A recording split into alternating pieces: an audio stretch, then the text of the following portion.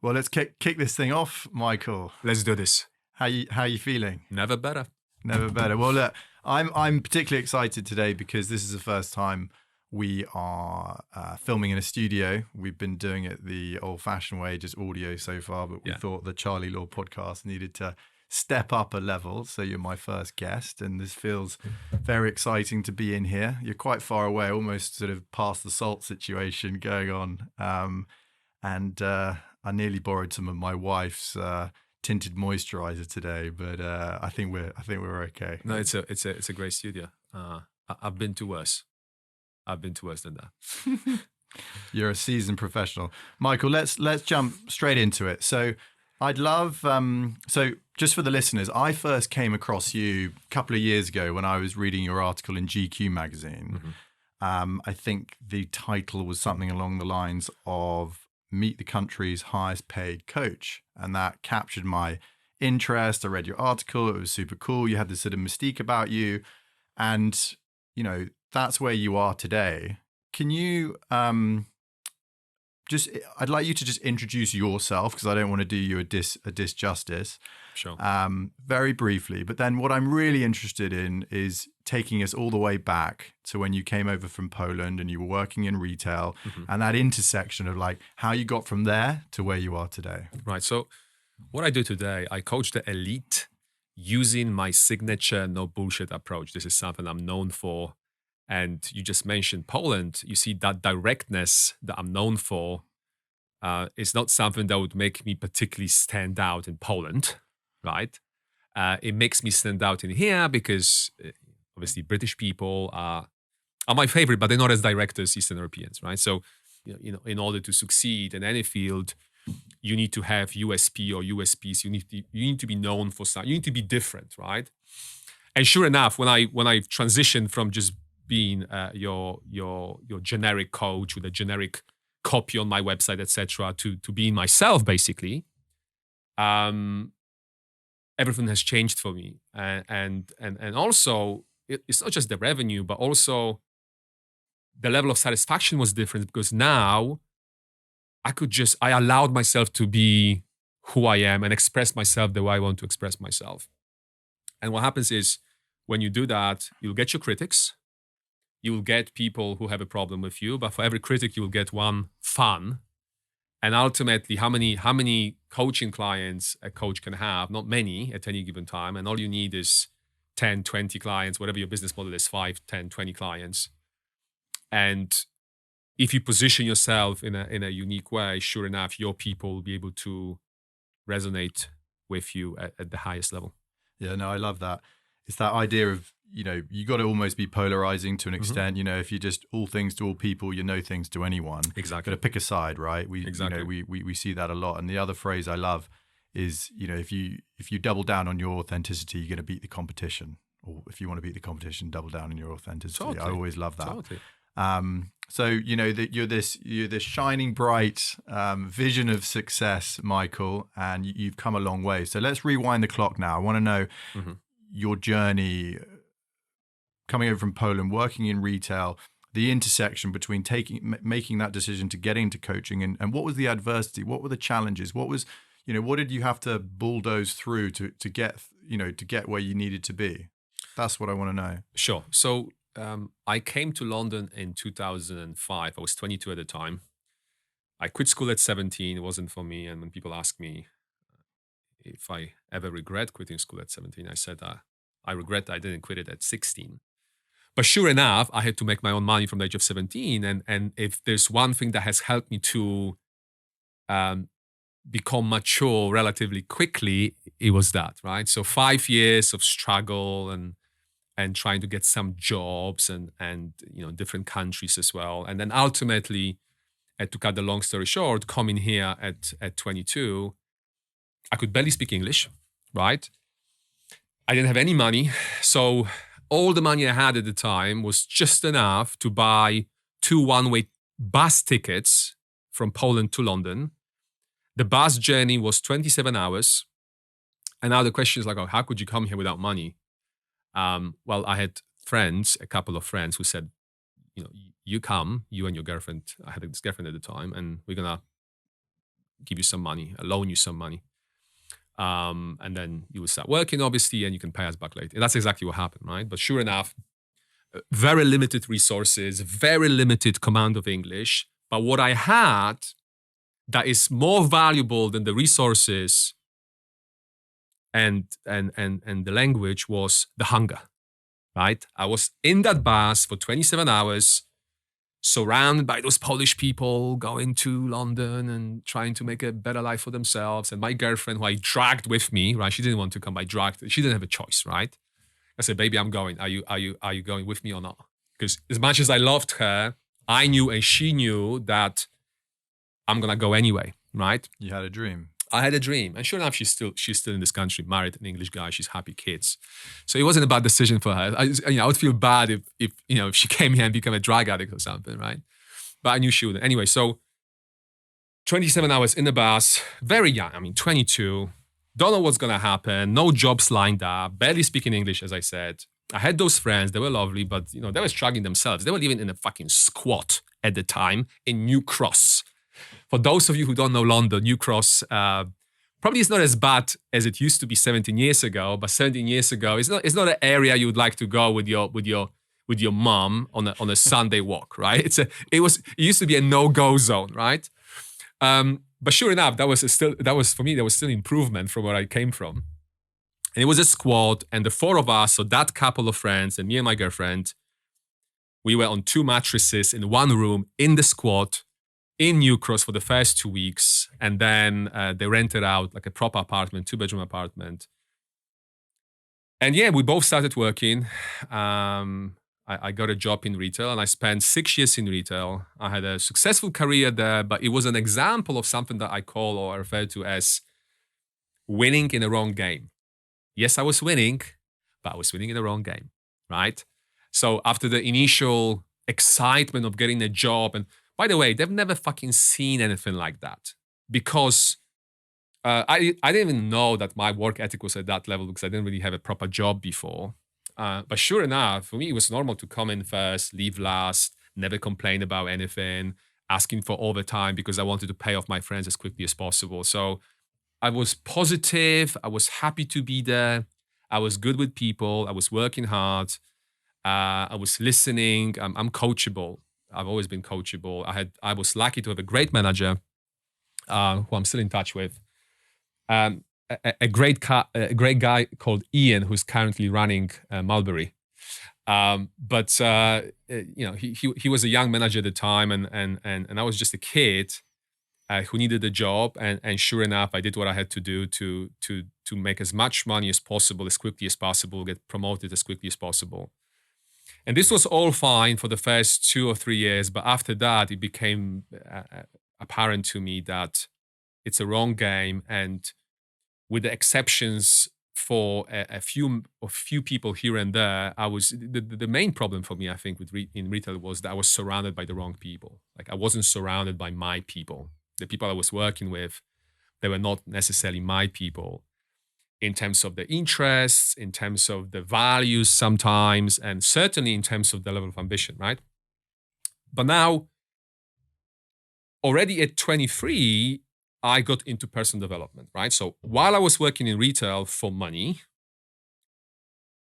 I was studying personal development. And the first book, the way it went about, was how I went home after work one day, and my girlfriend, the one I dragged to London with me, she was reading this book called The Secret.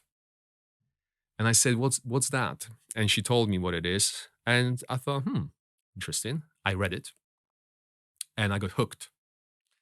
And that's when my personal development journey started. And I've never stopped learning since then. So that's 16 years ago. I never stopped learning. And by the way, just to cut in, The Secret in a nutshell, it's really about manifestation, isn't it? Sure. It's Law of about attraction. visioning, Law of attraction. Law of attraction. Yeah, sure. Exactly. Yeah, I should explain, because it's I can only recall one other book that it felt that at the time, at a different time, but at the time everybody was reading, and that's 50 Shades of Grey.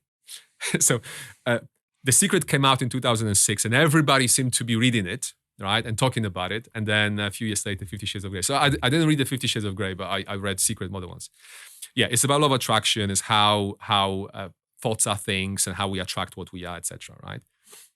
And then probably the single most important discovery or moment in my life was at the age of 28 when I discovered coaching. Or, as I said before, it felt more like coaching has discovered me, right? It's not something that came out on the back of me sitting there thinking, what could I do? And I was going through all the different options with some career coach. It just came to me and it hit me like a ton of bricks. And I could barely sleep for the first few nights because I went from that place of a lack of clarity. So I'm in retail. I don't love it. I don't even like it. I know I'm capable of great things, but I didn't know the direction I should take. So how can you become great at something if you don't know what it is, right? It doesn't matter how great you think you can be or what you think your potential is. You can't realize that potential unless you obviously find your path or the path finds you. So interesting enough, I've shared my discovery with, I think, 5 closest people in my life. Hang on, how did it come to you? Okay, so you missed a crucial piece of information. Because there's not that much more to that story. But like, you read an article, on social media, like you met someone. Charlie, so I was watching a personal development video on YouTube in my place. I remember, but there was nothing specific about that in itself because I've been watching videos and I was studying personal development for already 5 years at the time, and equally there was nothing particular about this video that I was watching. It was just timing and seeing someone speaking about personal development who is a coach as well. But it wasn't about that person. It wasn't about what they said. It was about connecting the dots and thinking, I could do that too. Not so much speaking. The goal has never been to be this amazing public speaker, but that person who was speaking is also a coach. And I thought, coaching, life coaching, personal coaching, fuck me. And then those 5 people, around 5 closest people in my life at the time, including my mother, I ran this idea by every single one of them, and most of them didn't have a clue what life coaching was. I didn't know exactly what life coaching was at the time. I had to learn on the job what is it I was actually doing and charging people money for. But interesting enough, those 5 or so people knew me very well. And when I said life coaching, it resonated with them. And they all said, every single one of them said, I can totally see you doing it, or it sounds like something you would be good at, right? And sure enough, then I thought during those first few days after this discovery, I thought, I have the little understanding of what it actually is, life coaching, that I had. I thought all the things that I think are needed in order to be good at it, I think I have. And all the things which I'm not so good at are not part of that equation. And the main thing is how I've historically been good with people. And people would find it easy to trust me. I'm not saying everybody trusts me, but like historically, I think on average, people trust me much more than somebody else, for example, right? There's something about me. I just want to come in there because what you just said is magic, because since you were at school, you had this like whisper or this hunger inside you, and you go on a certain path and, you try a few things, you get into retail, and then, that's not working. And so you're thrashing around, you've got this burning desire and ambition inside you, and you want more from your life, and you believe in yourself, you've got this hunger and potential. But then, you're in self-development, whatever. And it sounds like you knew about coaching kind of, and, you knew that there were possibilities around there, but it wasn't until, the stars aligned on the timing for you kind of becoming self-aware enough about, right, what am I good at? What am I not good at? Listening to other people, because sometimes we can't see certain, we need people to help us see things we can't see as well. Be like, yeah, Michael, you're great at that. Oh, am I? Yeah, actually, you're right. I'm not good at that. And it's a sort of iterative, oscillating process towards that answer that ticks like 99% of your boxes. And then when you find the right vassal, I can't remember what you referred to earlier, when you were playing the wrong game, you were winning in the wrong game, and you find the right game for you, both financially, maybe, retail was limited, only a small group of people can actually get into those top jobs, etc. Then you find your superpower, alignment with the career, and then you fly, right? Totally. Because the way I see it, when we do something that we shouldn't be doing, the life that we live feels like we constantly need to push something, like pushing this rock up the hill. There's that struggle that is part of our life. There's that sense of friction that we encounter on a daily basis. Whereas when we find something that we should be doing, when we find our calling, let's use that fancy word, calling, or when we find our purpose in life, life starts to feel like we're being pulled somewhere, right? So the last few years in retail, pushing. It wasn't like I didn't have any problems. So it wasn't like it wasn't terrible. But for me, 5 out of 10 life, or being 5 out of 10 in any area of life, that's losing, right?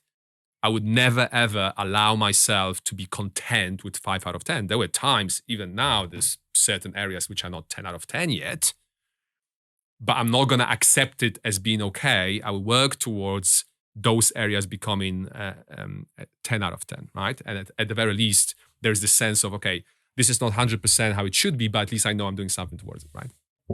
So when I discovered coaching, it just went from years of pushing to a new chapter of my life where I very much feel like I'm being pulled by something, right? And it's been 11 years.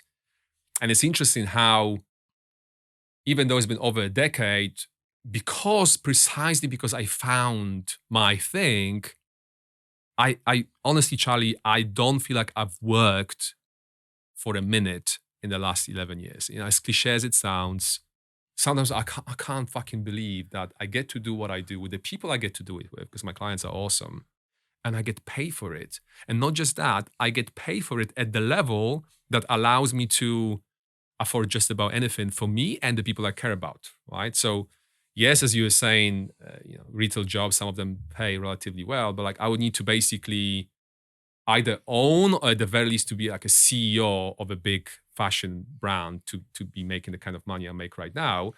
And that would require working crazy hours as well. I don't work 7 days a week anymore. I don't see 25, 30 clients at any given time anymore. I don't give 200 talks per year anymore. I don't need to do that, right?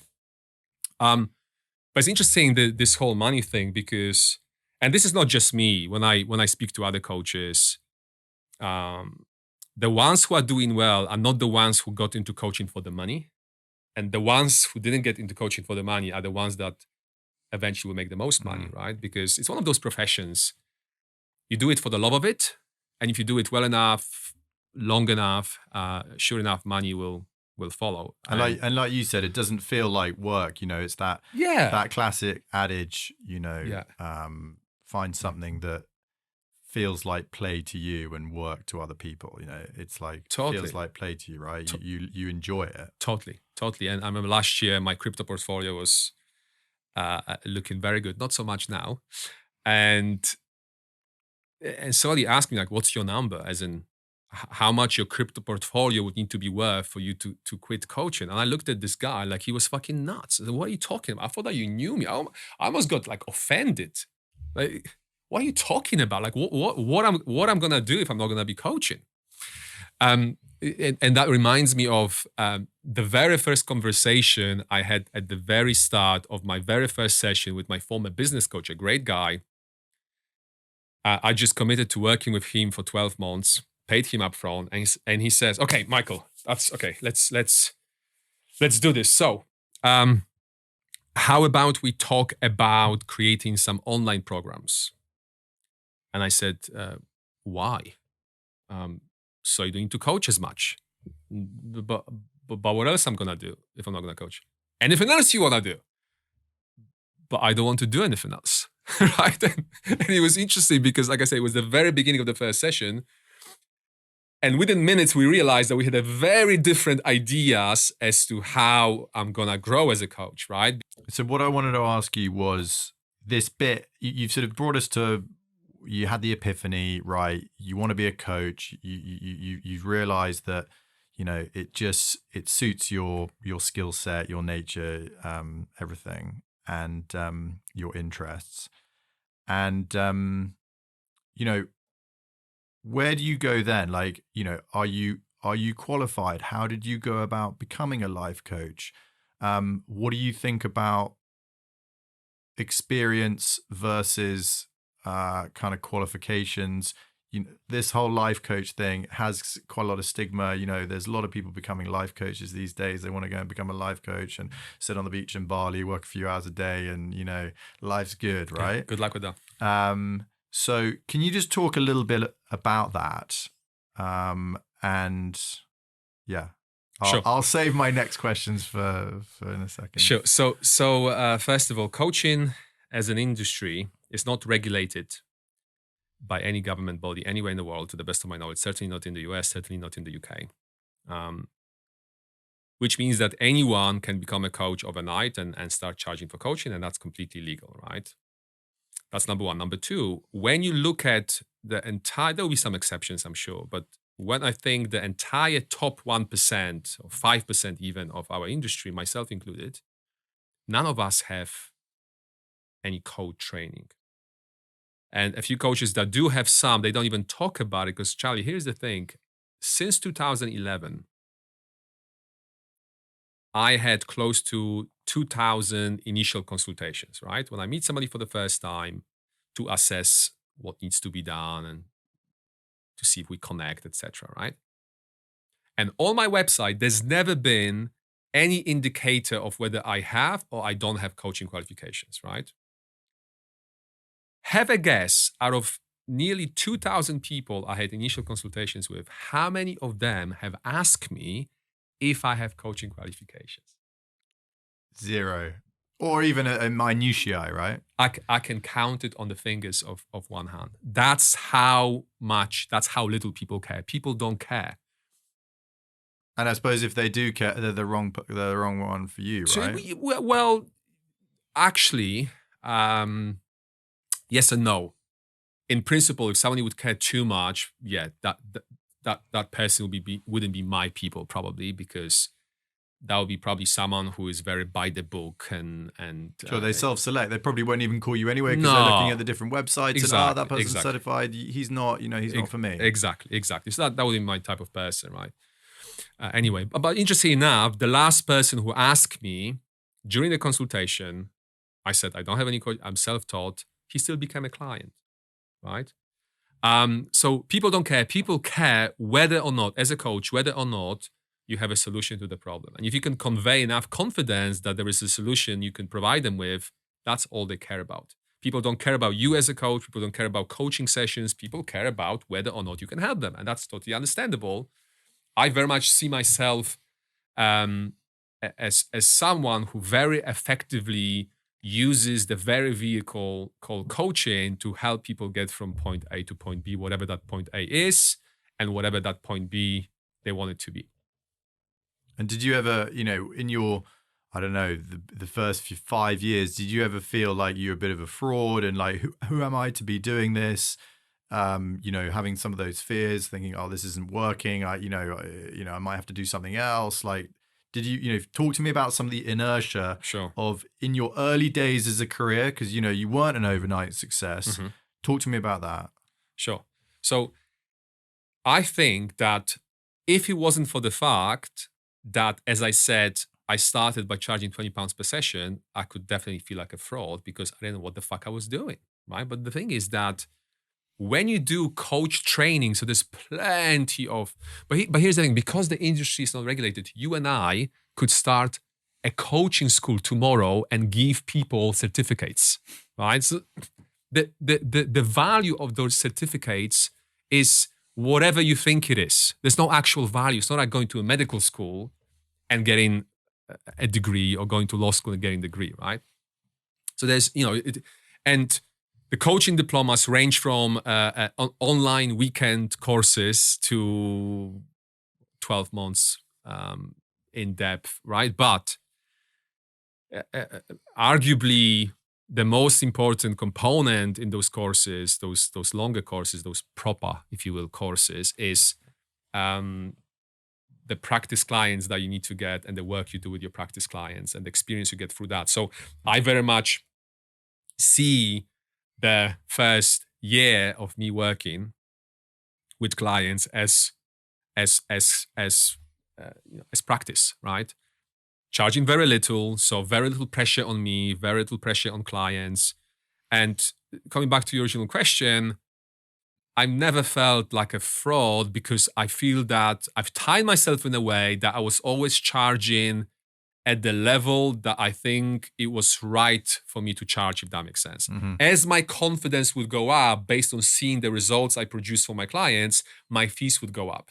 So started at your confidence and your conviction totally. And your belief that you're adding value. Because that's what, that's what money, that's when money comes, when you're adding value for people, right? Totally. And so, yeah, £20 per session. And then I've doubled my fees like 10 times since, right? And it hasn't been like every year. It's when I felt that the time was right. There were times that I would change my fees, put my fees up twice in 1 year, and there was a time where I didn't put them up for 3.5 years. So it's never been something I've pre-planned. It's always been something that intuitively I was being guided towards, if that makes sense. And the idea was to never feel like I'm ripping people off, like I'm overcharging people, right? And now, some people can look at my fees and be like, surely he's overcharging people because this what he charges is ridiculous comparing to other coaches in the UK, especially. But I know it's not. And I know that the people who do work with me, with some exceptions, they will get at least the amount of value that is proportional to the level of investment they've made, right? And yes, it took me many years to get to that point where I can justify those kind of fees. But yeah, the bottom line was to never feel like my fees are not fair relative to the level of service I could provide. Makes total sense. Can you talk to us a little bit about, give me some examples about your types of clients? You obviously don't need to name any names. I know it's all confidential, but particularly for the listeners who are listening, people that might not know so much about life coaching, might think they might want to get a coach, riff a little bit, Michael, on like some of the things that you've helped people overcome or create or goals, the different segments of life, whether it's financial, personal, relationships, etc. Just talk to me a little bit about that. Sure. So what I'm going to do, I'm going to go on my phone and access my client files. So I have all the files and all the names of the people I work with currently, right? And just going through those names, there is a guy who has been an accountant for 20 odd years, and now he's in the process of launching his tech startup, right? And I'm helping him to take this off the ground. I have a long-term client that I've worked with. So that tech guy, right? Mm-hmm. You're not getting into the nitty-gritty of the business strategy as a consultant. Is it more about like the mindset stuff, keeping things simple, you're not getting burnt out, getting your priorities right, talking through stresses with him, coaching him into, finding solutions? Sure. So yeah, by all means, I am not helping him as a consultant. I've never launched a tech startup. Right? So how the fuck would I be able to tell somebody how to do it, right? The only times when I advise people, when I mentor people on their very businesses is when I work with fellow coaches, because that's the only business I've built, right? So even though I have, after 11 years of talking to business owners and entrepreneurs, reading a bunch of books, I have a basic understanding of business in general. I get that. Right? I get but I'm more interested in like, what are you coaching him on? Sure. So I was going there. Sorry. Give it to me. I've got more good stuff to go into. Sure. Yeah. So what do we do? So in this case, he came to me after finding himself procrastinating too much on doing the things that he needs to do. So he knows exactly what he needs to do. And this is a common theme. My clients, maybe apart from the coaches I work with, because it's new to them and they need to be told, like, what are the steps that they need to take in order to succeed. But most of my clients, my, as I call them, civilian clients, or non-coaches, which is majority of my clients, they often know exactly what they need to do. They just don't do it. So they procrastinate, right? So in this particular case, it's procrastination, and mindset is an element as well. Help with the mindset. Then I have a client, long-term client. He owns a private equity firm, and with him is just life as a whole, right? From dating life to his social life to his daily routine to his organization, helping him to basically optimize every aspect of his life. And again, certainly not trying to tell him how to grow his private equity firm. I know nothing about it, right?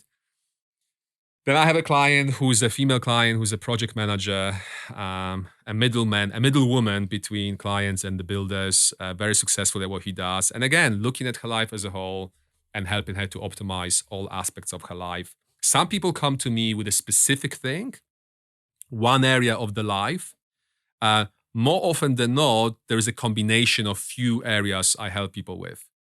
Then I have a client who works for the investment fund. And with him was confidence more than anything else, like how he can show up more confidently in life, predominantly at work. But sure enough, then we started talking about how he could show up as more of a man, if you will, in his relationship. And sure enough, not only his professional life has improved and the confidence around that, but also his confidence and his home life as well. Then I have a client who owns a big warehouse, and with him is predominantly dating. So he has accomplished a lot in his business life. Money is not an issue. That's a common theme among my clients, civilian clients, non-coaches. Money is rarely the problem. They rarely come to me for me to help them to make more money. They have already enough money.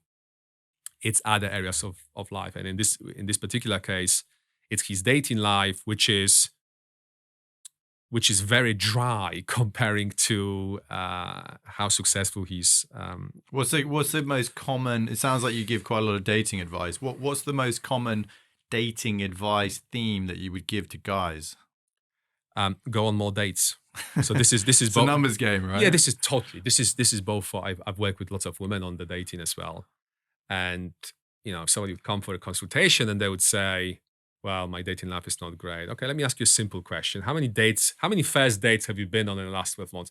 And I know before I even ask the question that the number is going to be below 5, right? And they would say something like 2 or 3. They would say things like, oh, there are no good single people in London. Like, what are you talking about? Like, there's 10 million people out there. So then when we work together, we go through those limiting beliefs, but ultimately I get them to date, and I get them to date as many people as possible, because, as you said, it's a numbers game. So I don't have any special secrets that I reveal to my clients when it comes to that. It's again often asking them to do the things they already know they should be doing.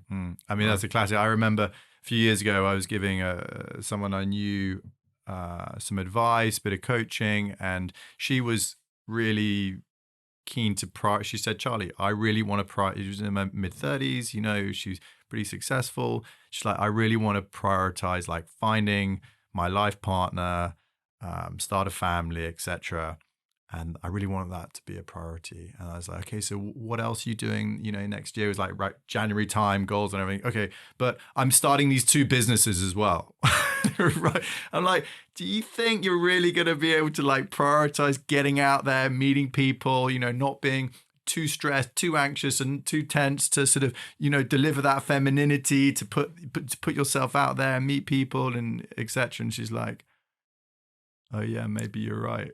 So classic. For sure. I would never let a client to start a business and start dating at the same time. I always say how we can have everything we want, but it's not a good idea to work on all of those areas at the same time. And right? that's where coaching can be so helpful, because when someone tells it to you, it can seem so obvious, but it's just Totally. Totally. It's just getting clear, and maybe being told things that more directly that we might not have been able to think through before. Which brings me on to my next question. So, coaching. I know that there are different types of coaching and methodologies, etc. I know that over here, you've got the purest form of coaching where you're basically not allowed to give any advice. You have to lead people into open-ended questions, into figuring out their own solutions by their own thought process. You literally just have to lead the client, and you can't give them any advice, which I know you would go mad if you were in there. I wouldn't coach. And that was the only way to coach. I wouldn't coach. And then over here we've got probably you, which is a lot of advice, and not and I suppose almost the opposite to the purest sense of coaching. And then in the middle you've got offering advice and then and leading when you find that it's necessary. And I'm just going to caveat by what you're about to say as I understand it, the most powerful way for people to have breakthroughs and have realizations is if they come to it through their own thought process, leading them through their own thought process. So I'm interested to know, like, where obviously the technique that you use, giving more advice, the no bullshit attitude, that suits you, right? And clients obviously respond to that and they self-select. But do you think you might be missing anything, or any extra impetus and influence, like incorporating more of the pure coaching into your methodology when you are leading your mentee, your coachee? So Charlie, first of all, I would need to challenge what you said there. How the most use different words, but basically what you were saying is like how the most powerful realizations are when people arrive to those realizations themselves. And the question I want to ask is it true? Let me back up. So I did a lot of work on personal development. I went to this thing called landmark theory. I had therapy for a bit. I went to Tony Robbins' Date with Destiny in Florida. And when I went through that period of my life, I had multiple like breakthroughs and aha moments, like, oh my God, I was doing this all the time because of that. And, I was being this, and really I should have been doing that. And wow, big perspective shifts. Like, I've been getting that wrong, and I've been doing this for those reasons, and I've been prioritizing that. And the only reason I've been doing that is for those reasons, like boom, boom, boom, boom, boom, all these lights going on. And the majority of those decisions or realizations did come from more like leading me to, introspection, thinking, feeling, like guiding. So I'm kind of talking from personal experience on that side. But then equally well, and admittedly, we're going to come on to this in a minute, that's kind of in the past stuff. So that's more like therapy type stuff, and coaching's more in the future, which I got a really nice quote from you, by the way, in a second. But coming on to where the more direct advice, particularly men, they like to, or a lot of the time they need more confrontational, no BS approach when it comes to, big decisions in life, career, you just need to be told, like, Charlie, you want to get a girlfriend, you're not dating anyone, or if you keep behaving like that, you're not going to, no one's going to want to be connected to you, or, if you want to go down that road, fine, but you're never going to make any money. It's like, thank you for telling me what I needed to hear. So I kind of get both, but in different scenarios. Fundamentally, I'm not convinced that this is true. Just because we hear something a lot doesn't mean that it's necessarily true, right? So I developed a habit of challenging, quote unquote, the obvious. Oh, that's obvious. How do you know it's obvious? Oh, because everybody says that. Well, let me look into it, right? An example of, in my opinion, a bullshit cliche is when people say, going back to dating, we're talking about dating. So how the best way to go about meeting someone is to not to try and meet someone and that person appears what sort of bollocks is that, right? So I'm just gonna sit passively and I'm just gonna let the universe do. How about you at the very least create a fucking Tinder profile and you do some swiping, so at the very least you can expose yourself to the possibility of meeting someone. How about at least you leave the house, right? So I personally don't see how concluding something myself would be more valuable to me than someone telling me that this is the right thing for me to do. So using the example of me finding out that coaching was right for me, etc., having this epiphany. If I did some coaching a year before, and on the back of that coaching, somebody told me, "Hey, I think you should be looking into the career of a life coach. I think you'd be great at it." I could save myself a year of misery in retail, right? Looking back, what's so valuable in the fact that I've discovered it myself, right? Yeah, but do you not think it's a little bit nuanced though, right? Because if you are in retail and someone just says something to you, you might disregard it. You can be objective about people's life. But if they've been like, if they'd asked you 5 questions, okay, so Michael, what are you really good at? What do you enjoy the most? What feels like play and work to everyone else? Have you heard about coaching? What about that do you think might suit you? Almost like there's a little bit of a domino effect to get you to that outcome, rather than being like, just do this. You almost have to like bring the person with you a little bit, which I'm sure you kind of do that anyway, right? Yeah, we're just talking about binaries. Sure. Yeah, I was about to say, because you see, if I was just telling people what to do, first of all, I would need to know what they need to do without asking any questions, without getting any information. And I'm good, but I'm not that good, right? So there's a reason why my coaching sessions last around 2 hours as opposed to 5 minutes, because I ask questions, right? But when the answer reveals itself, so that's the difference, I suppose. That's the difference we're talking about between traditional coaching and my coaching or my style of coaching.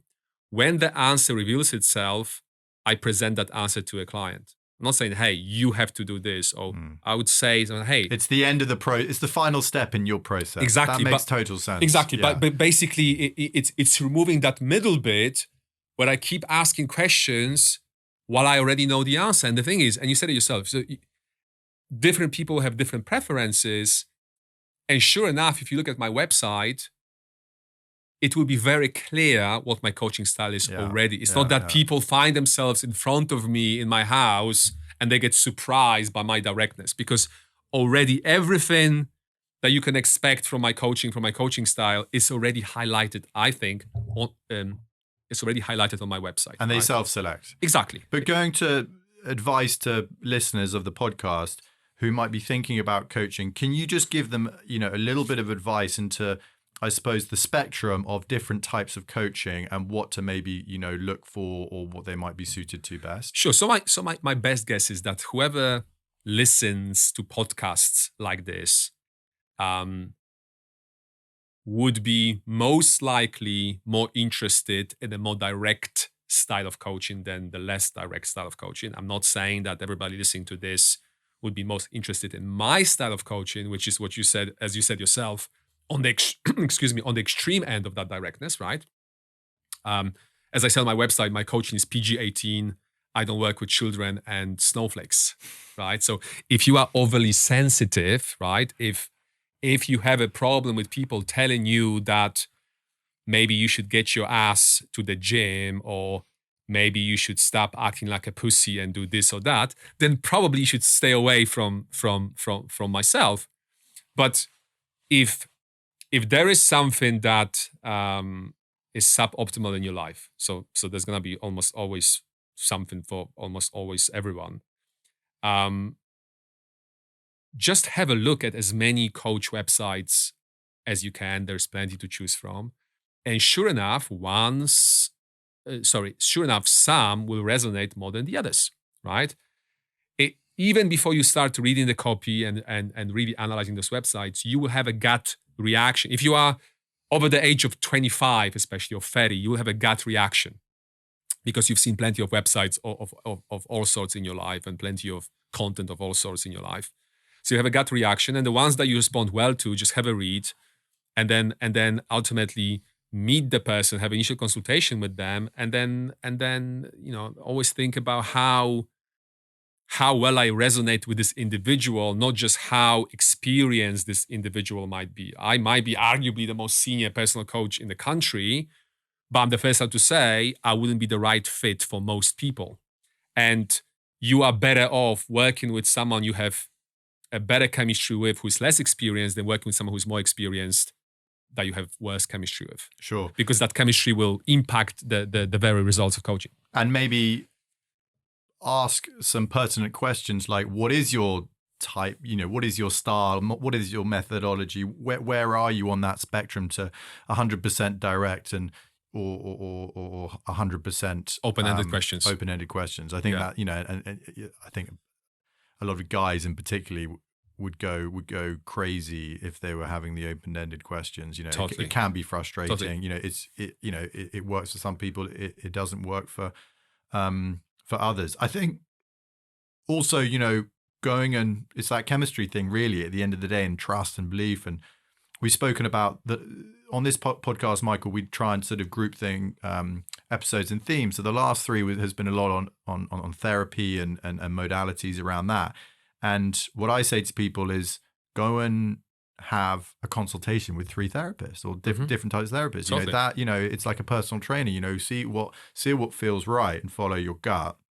But it's a good intersection here to just, I want to read to the guests 2 quotes, because the difference between therapy and coaching is often, misunderstood to people.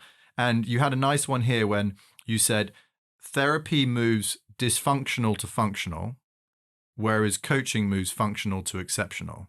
And then there was another one where you say therapy helps you deal with the past to make your present better, and coaching helps you deal with your present to make your future better. And I really like that because it kind of sums things up nicely. Sure. So yeah, in a nutshell, therapy, past-oriented process, coaching, future-oriented process. One is not better than the other. They're different. It's like asking a question, which wine is better, white or red? Well, it depends. Right? But what advice would you give someone if they're not sure whether they need a therapist or whether they need a coach? Like if someone comes to you for a consultation and you're like, oh shit, actually they don't need coaching, they need a therapist. Like, what does that even look like? Sure. So one of the things I do with my prospective clients during the initial consultations is I ask them to score themselves out of 10 on 25 different areas. The last one, 25th one, being general happiness. One way to answer your question, if your happiness, so ask yourself, how would you score your happiness level out of 10 right now? Not in this very moment, but in this period of your life. If your score is anywhere between 0 and 3, you are probably not quite ready for coaching. And if you were to work with a coach, you probably would be better off working with a coach who is less direct, because if your current happiness level is between 0 and 3, you probably would be feeling a bit too vulnerable, too sensitive to work with someone like myself. That makes total sense. I would need to go easy on you. I don't like to go easy on people. So you either go for a softly spoken life coach, or probably you'll be better off looking to therapy. There will be exceptions. I had some clients who were 2 out of 10 on a happiness level, and sure enough, they needed coaching, not therapy. But as a general rule, right? Equally, if your happiness is already at the 8, 9, or 10 level, maybe you don't need coaching. You certainly don't need therapy, and maybe you don't even coaching, right? So most of the people I have initial consultations with, they score themselves anywhere between 4 and 6 on a happiness level.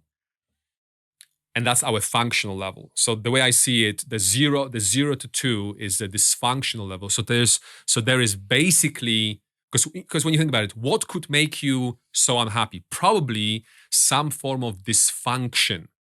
Either some unresolved, deep-rooted issues from the past, which therapy, not coaching, which therapy could help you with, or you are okay as far as your past is concerned. There's nothing really to address as far as your past is concerned, but maybe you just hate your job or you are in a toxic relationship, right?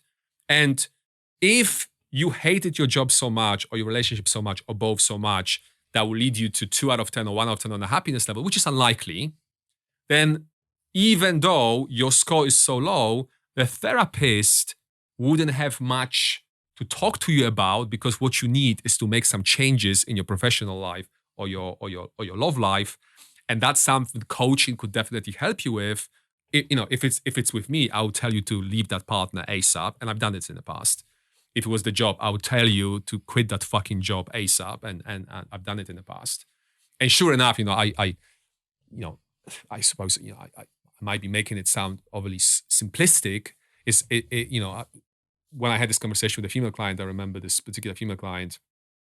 It wasn't just, okay, leave your boyfriend by the next session. So end of the session, okay, an action plan, leave your loser boyfriend by the next session. It wasn't just that. I was like, listen, here's what you're going to do. You're going to leave this guy.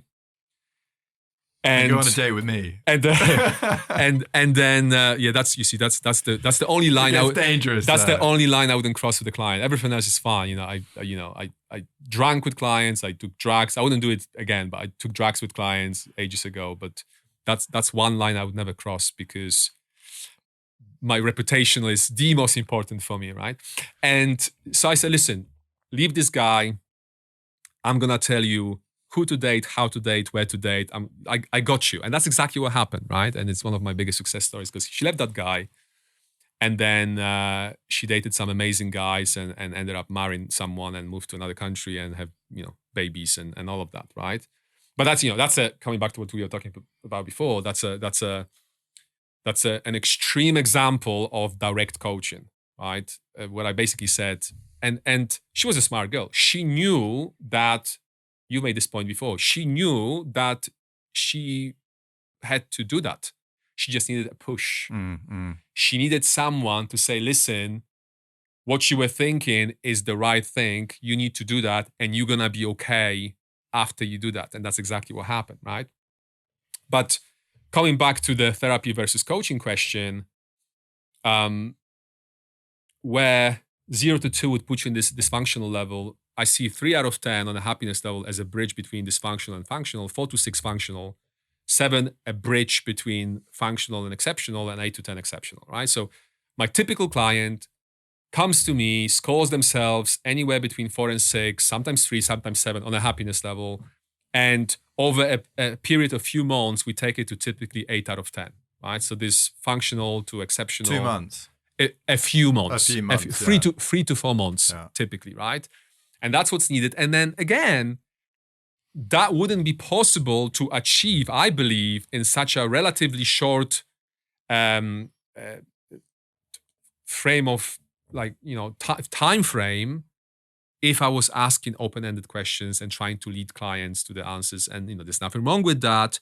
My clients don't want it, and I couldn't do it. So there's a match between a coach who operates in a certain way and people who have a preference to be coached in a certain way. And when you think about my typical client, who is usually male and a founder and CEO and 7, 8, 9, 10, whatever, 11 figure, or whatever business that they run, with all the moving pieces, all the employees, wife and 2 kids at home, very busy social life, bunch of interests. That person doesn't have time. They don't want to, they don't want to make time for long conversations over long periods of time. They just want to hear it. Like, just give it to me. And I can relate to that, because I'm exactly like that when it comes to my coaches in the past. Like, just fucking give it to me. Yeah, you appreciate some of the most powerful conversations I've ever had in my life is when friends or acquaintances just told me what I didn't want to fucking hear. Yeah. And that is like, I was like, thank you. That's what I needed. I go and see people. I have mentors that I go and see who I know, I'm like, this is going to be uncomfortable because he's going to freaking tell me what I want to hear, what I'm deluding myself around. Well, I don't want to hear it, but equally I know I need what to I need. Exactly. I think about like the story that my former client told me, how So when I was working with him, he was in a perfect shape, but he told me, I couldn't believe, because he was in such a good shape when I was coaching him. He was in his late 20s. He told me that he was very, very fat when he was a teenager. And he was trying different diets and he would always fail. Nothing worked out. And obviously his dating life wasn't quite booming because of, so it was not just the weight, but like the impact of that on other areas of life. And he said this one time, his cousin said to him, he just said one sentence. He said something on the lines of, do something with yourself. You look fucking disgusting. Right? Now, imagine being hit with something like that. Imagine the shock. So okay, by the way, as direct as I am, I would never say that to a client, right? I wouldn't be far out, but that's like, I think that's something that only a family member can say to you, right? So I'm savage, but I'm not that savage, right? But sure enough, bottom line, that was exactly what he needed to hear. And it was so powerful, and the timing of it, the delivery, whatever. On the back of that, he lost his weight and he never put it back on. That's exactly what he needed to hear. Now, the argument against this type of approach could be, okay, if that was to land on the wrong person at the wrong time, maybe that person would kill themselves. Hence, on my website, it says, I don't work with children and snowflakes. Because I appreciate that if I was to say the things I say to my current clients to the wrong people, they wouldn't kill themselves, but it could be damaging, right? Because in order to work, or in order to receive advice at that level of brutality, if you will, one has to have a strong enough core to be able to handle it, right? And sure enough, that initial consultation that I have with people before we start working together, one of the reasons I have them, and they are as long as they are, is for me to assess whether that person can handle my type of coaching, right? And sure enough, I'm being myself during those consultations, so people can also get a sense of how working with me would feel like, and whether they can take it. Yeah, I mean, that sort of shock solution can be so powerful. Ollie Brown, who was he wasn't one of our, he was the very first guest on the podcast, and he had an amazing story about transformation. And like the moment that he was like, right, I've got to change, is when he was on the train in Switzerland, in Geneva or Zurich, I can't remember, like 9 o'clock in the morning, absolutely fucked, on the way home from the nightclub, partying all night. He tried to speak to a lady on the train, and just to make polite conversation, and she like was so shocked at like what he looked like and smelt like and his whole demeanor. She was like shouting at him and going mental, and he was like, that lady screaming at him was the thing that shocked him into the change. I mean, we hear it with smokers as well, that try and change their whole life, but then they realize that they have an operation or something happens, or they have a kid, or boom, shocks you into like, thanks very much. I can change now. Totally. One of the most powerful things you can say as a doctor to a patient of yours who's a heavy smoker is, listen, unless you quit smoking immediately, you will die. Powerful. It's as you said, shock. It's powerful. So that takes a lot of emotional intelligence, Michael, I can imagine, to gauge when you can go in. Totally. And Charley, my goal is to make my clients' lives better. I want my clients to feel better after a few months with me than they felt before we started. The well-being of my client is always my number one objective. But I also believe that in order for me to do my job to the best of my ability, I need to be willing to go where other people might not be willing to go. And when you think about your friends and your relatives, their job is to support you in whatever it is that you do. Their job is to love you unconditionally, right? Especially family members. My job is not to love my clients unconditionally. My job is to love my clients' optimal results the most. And challenge them when they need to. Where often people that love you unconditionally aren't prepared to challenge you because they don't want to see anything bad happen. Absolutely. Plus, they not that sorry, not that you challenging people is that input's not intended to create an output of something bad happened, but people people who are close to one another don't like to challenge each other sometimes. It's just the way it is, right? But Charlie, even myself, let's say there is myself in a group of 10 friends in a pub somewhere, right? I don't go to pubs, in a restaurant somewhere, right? And one of the people in a group talks about a problem, like life problem of some sort, right? In that group, I'll be the only life coach, and therefore I will be the most qualified to address that problem. But at the same time, I know that is a hypothetical situation. I don't have that many friends. But at the same time, I know I would be the least likely person to say anything, because when I'm off duty, I'm off duty. I only tell people what to do when they become a paying client. I don't tell my girlfriends what to do unless because it's not your place. No, it's not. And then when you think about it, so first of all, that's the difference. One of the differences between professional coaches versus social coaches. So what often happens, and I was guilty of that myself, when coaches just become coaches, they go, "Fuck, I'm a coach," and they start giving advice to anyone, client, no client, right? And then you turn pro, and you're like, "Hey, you don't see doctors assessing people's backs, lower back pains at the fucking cocktail parties. You don't see that, right? You see them giving a car. So listen, you can contact my office. I'll check it out for you tomorrow. But now let's have another martini, shall we?"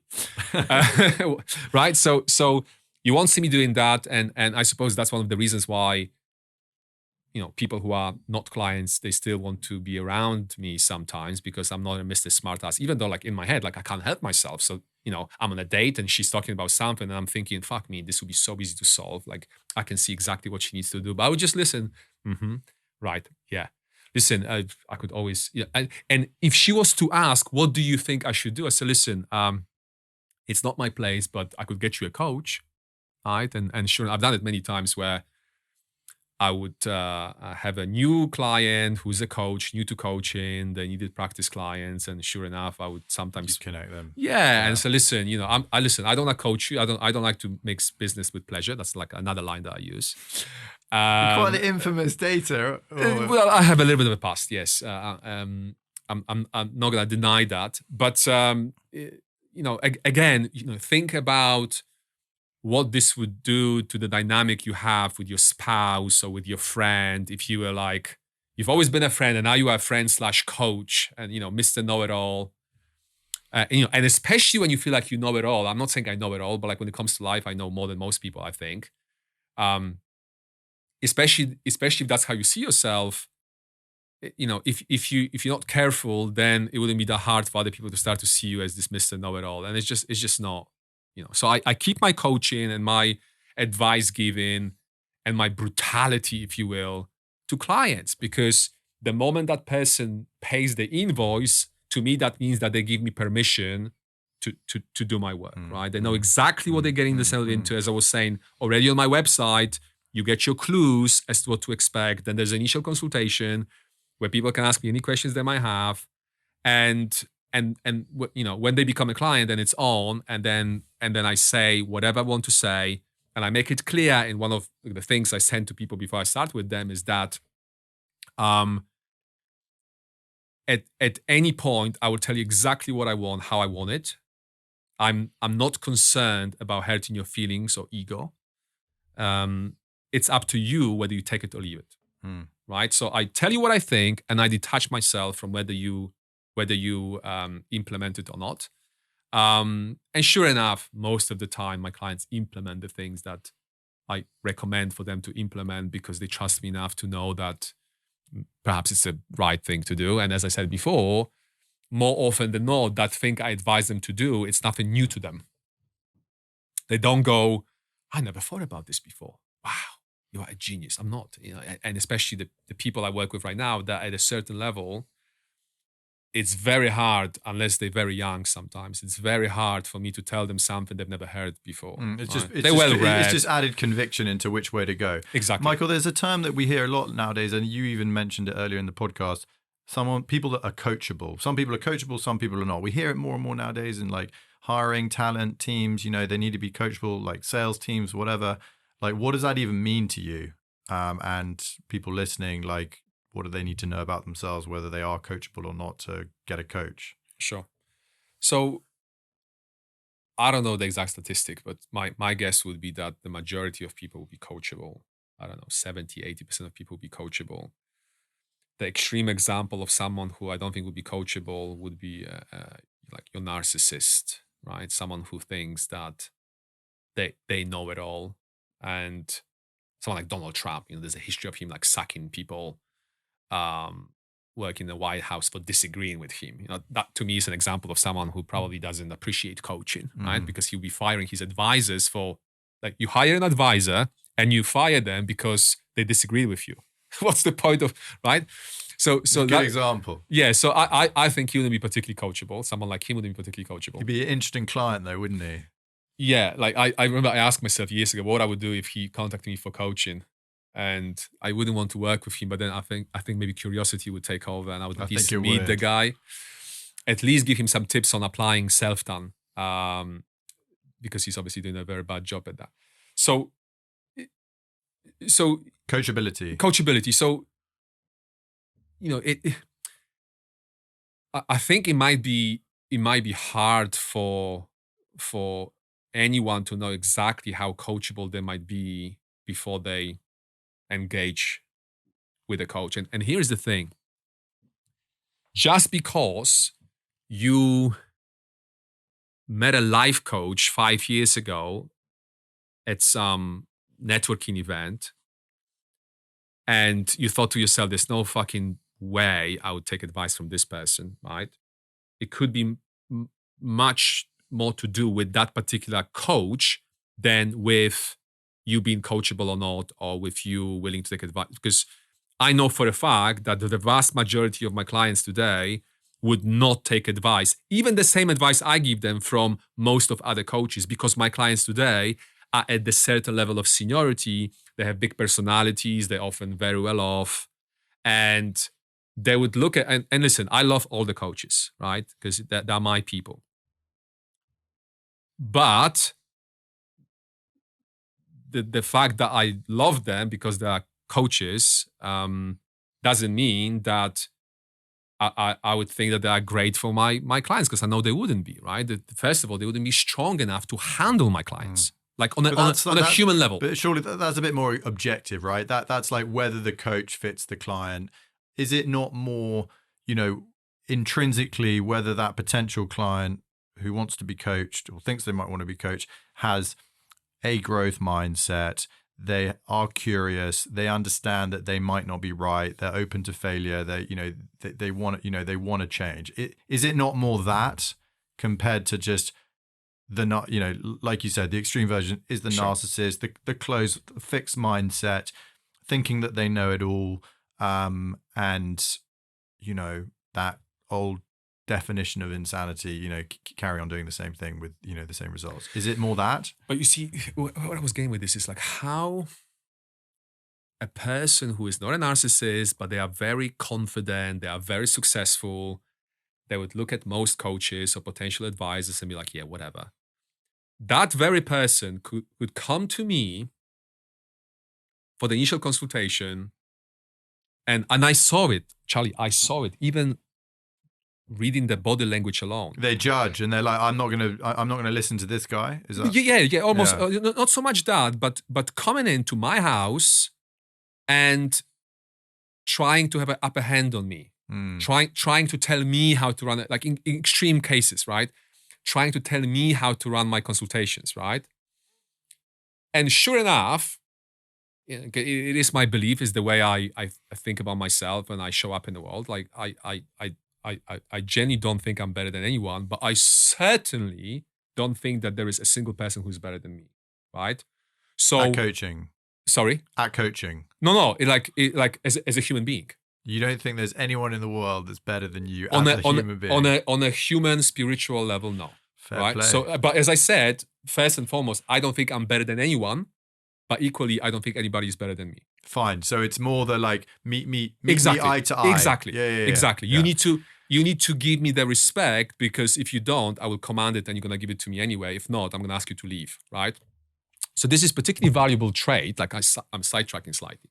This is particularly valuable trait when you deal with people who are exceptionally physically attractive, like when you date, right? Because, I'm a straight guy, so I date women, and the really attractive ones are used to guys putting them on a pedestal. I don't do that. I used to do that. I don't do that anymore, right? And that in itself helps me to get better results at dating than the average guy, right? So people who are, especially women, who are extremely physically attractive on one side, and on the other side, you have people who are very financially successful, right? So unfortunately, I don't have many of those women coming to me for consultations, but I have a lot of those people, mainly males coming for consultations.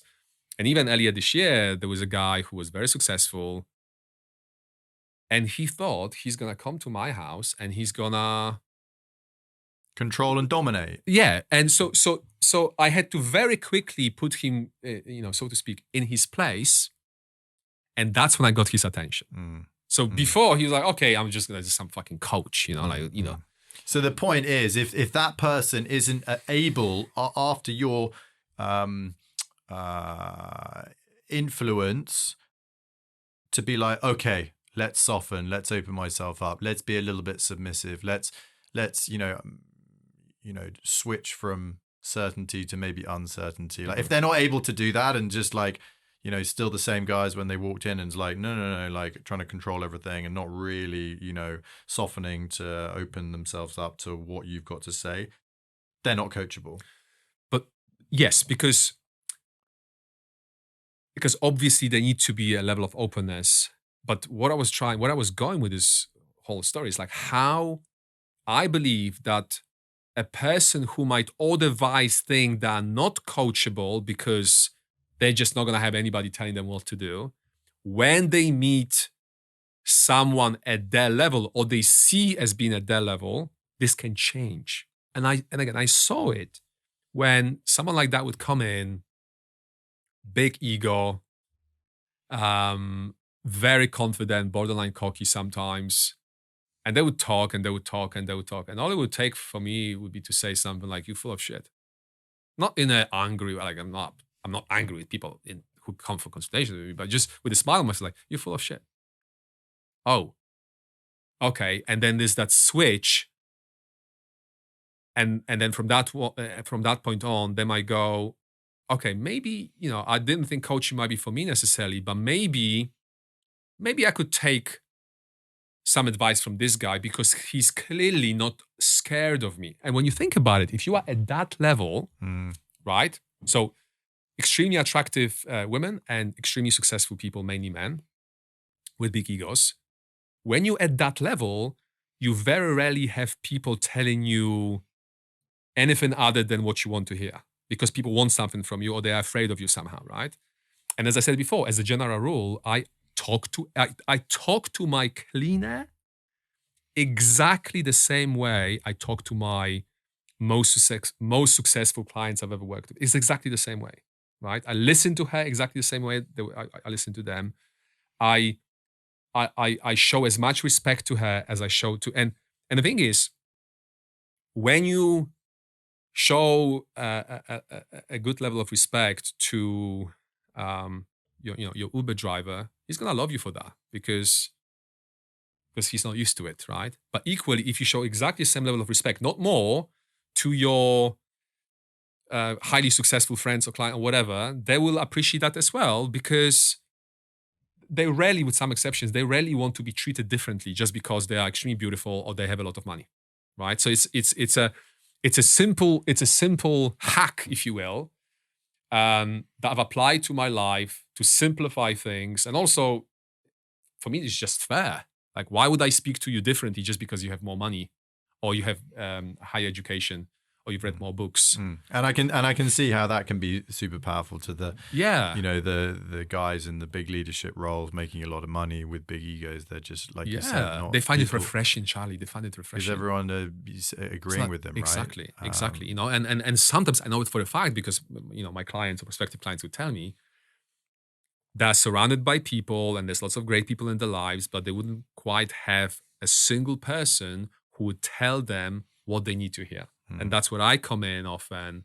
And they know that I don't care. I don't care. And also there was a client that I had a session with last year, I think it was, and he came in, it's like, oh, how's it going? And he said, oh, I had this big argument with my wife. I said, okay, what happened? He told me the whole story and he's just like, venting and, how right he is and how wrong she was. And I love that guy. I mean, one of my favorite clients ever. And I've listened. I said, well, I'm with her on this one. Huh? No, I think you are completely off the fucking, and I've never met her. I've met her now, but when we had that conversation, I haven't met, I didn't have a relationship with her.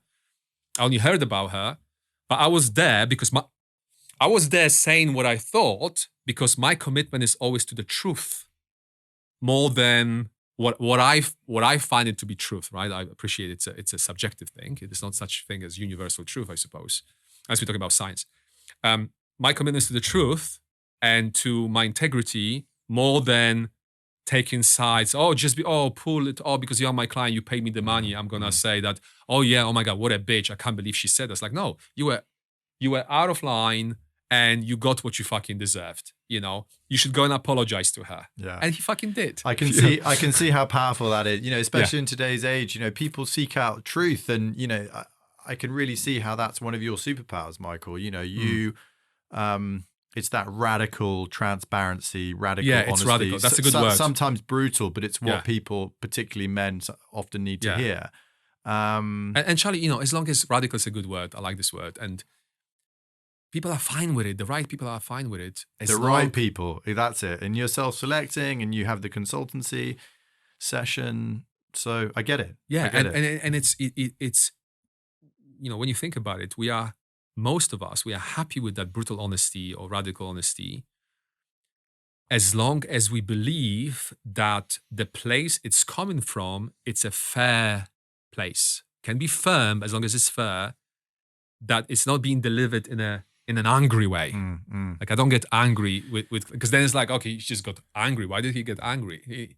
But if it's like, no, I get it. I mean, this is something that I'm really passionate about, particularly in the workplace. I don't know if you've read Ray Dalio's book, Principles, and he talks about radical transparency in the workplace. And at Bridgewater, one of his hedge fund, one of the top hedge funds in the world, he operates a principle of radical transparency, a meritocracy, which means that if you're the EA or the new admin person, or you're Ray himself, the intern or whatever, like, everyone is allowed to call each other out. So it's like, Ray, you didn't prepare properly for that. You let the time. It's like they can call Ray out. Ray, you fucked up. Ray, you fucked up, and everyone can call each other out. And the most important thing is for people to detach the personalization around it. It's like, we are all trying to be super honest with ourselves and call each other out for the greater good of each other and the business.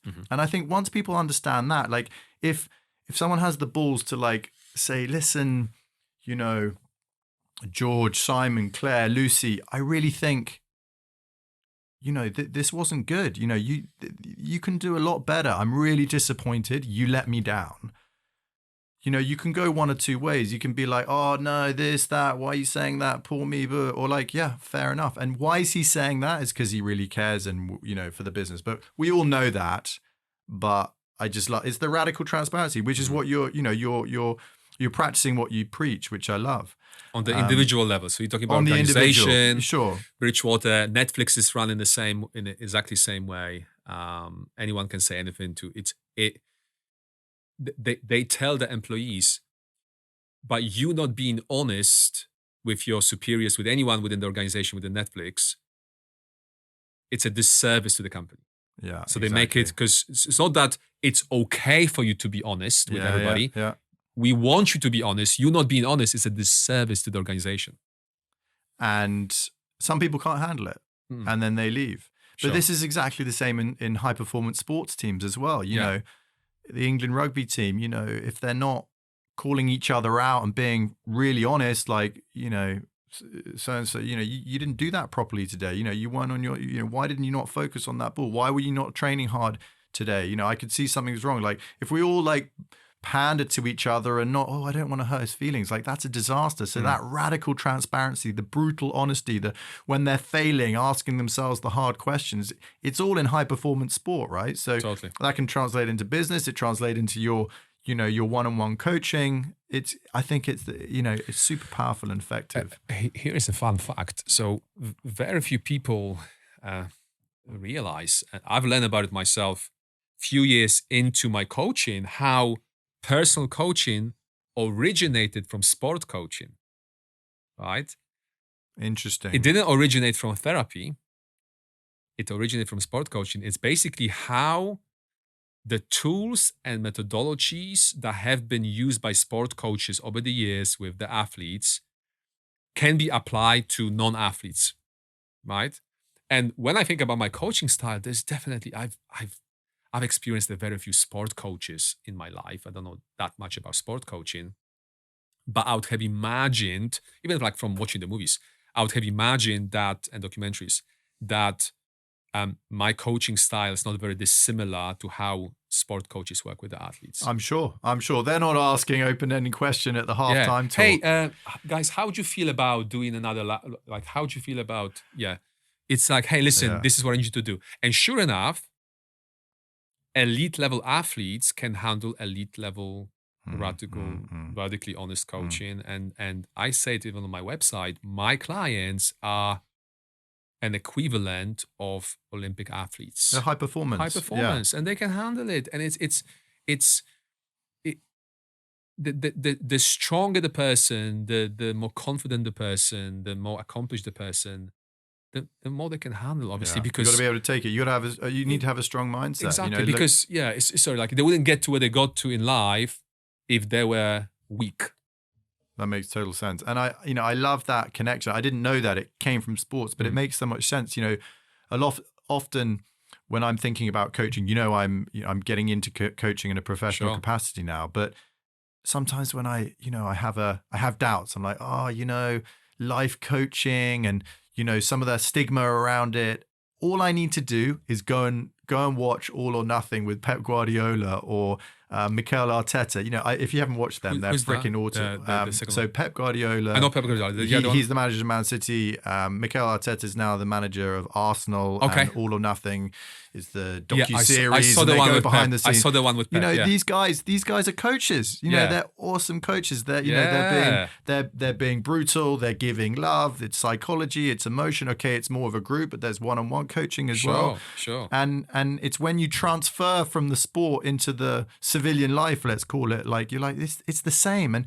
And what works really well in sports teams, you know, the radical transparency, the honesty, the mindset stuff, all of these life principles, it's all transferable. It's all transferable. And I think that's really exciting. 100%. And the way I've approached life in general was the way I would approach a sport discipline if I was an athlete.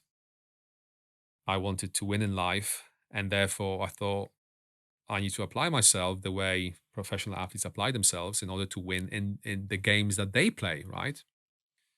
And sure enough, I had coaches myself, and those coaches helped me to accelerate my progress. And on the subject of acceleration of progress, I'm the first one to say, especially with the highly capable people I work with, I would sometimes tell them during the consultations how I believe that they could get to that desired outcome themselves because they're so capable, because I believe in them so much, right? But there's no way in hell they will get to that outcome by themselves as fast as they would get there with the help of coaching. And the more senior the coach they work with and the better chemistry they have with the coach they work with, the sooner they can expect to get to that outcome, right? So you see, I probably wouldn't want to work with someone who I didn't believe was capable of getting to that outcome by themselves, right? Because that would tell me that this person is not at a certain level, right? So like, okay, I believe you could get there by yourself, but there's just no way you'll get there by yourself as fast because you don't know what I know. If I tell you what I know and you're going to use that knowledge, you will basically learn on my mistakes as opposed to trying. Particularly when you're talking about your non-civilian yeah, clients, my mentees, totally. Your mentees who you're teaching to become coaches and help them build their practice. Totally, because they offer. So you got a blueprint. I just want to come back and close the loop on this past versus future, therapy versus coaching. Something you said earlier reminded me of just how important it can be when to maybe move away from therapy into coaching, because something we've spoken a lot about on this podcast as well is there can be a lot of downsides with therapy. You know, if you have too much therapy, or you've already worked through a lot of things that might have happened, or your past, or connecting the dots and understanding why you become the person you are today. But if that just carries on and on and on, you know, you keep talking about the same things and you fire and wire the same ideas in your mind, you might keep reliving the same ideas, you might become quite self-absorbed, you might begin to start to demonstrate traits of being a victim as well.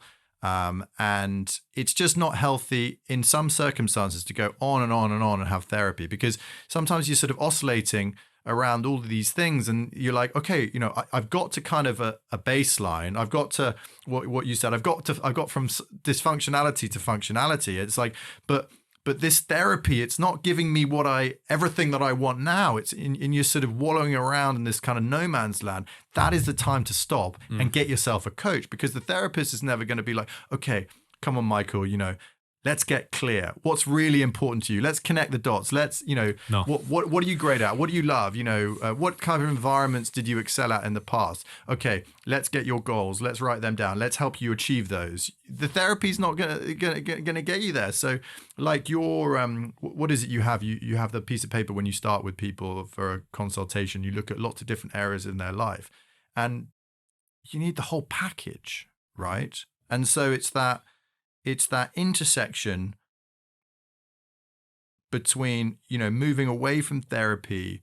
You know, you've done that, you know, you've got clear, you work through those things, you know, you're clear about how, you know, your own psychology and how that works. But then, you know, often there's time to move on and talk about going present and future. And I think that's a really important distinction to make with people, because a lot of people hear about coaching. They hear a lot more about therapy nowadays and seeing a psychologist and all of that sort of stuff. It's being promoted because a lot of the, you know, mental health awareness. But coaching's a thing. Yes, it's becoming more common nowadays. But it's that intersection. It's like when you've dealt with that, move on to this, because the benefits can be insane, right? Totally. And in ideal world, every therapist, after, and if, because it's not always the case, right? After they manage to get the patient from a dysfunctional to functional level, they should refer them to a life coach, right? But that probably doesn't happen. It happens sometimes. I've met people who were sent to me, not to me personally, but